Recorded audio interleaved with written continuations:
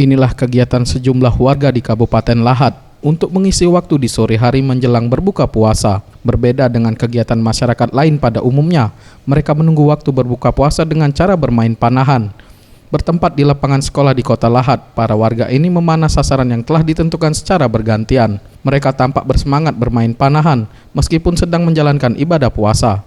Sejumlah warga yang bermain panahan ini merupakan anggota Archery Club, yaitu komunitas bagi para penggemar panahan di Kota Lahat. Anggota komunitas ini mencapai 80 orang yang berasal dari berbagai profesi. Ketua komunitas panahan ini, Al-Hafiz, mengatakan ia bersama rekan-rekannya memanfaatkan waktu senggang di sore hari untuk latihan memanah sambil menunggu waktu berbuka puasa. Berbeda ya, agak lebih semangat karena setelah melepas lelah itulah yang kita tunggu kan, berbuka ya. Bukan malah lebih capek ya? Oh enggak, lebih semangat ini, lebih enak kan.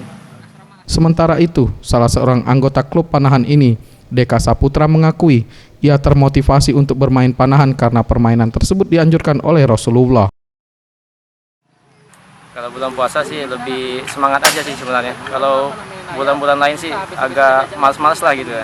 Kalau bulan puasa sih sebenarnya sekalian ngabuburit kan, daripada nggak ada kerjaan gitu kan, sambil panah gitu kalau bulan puasa.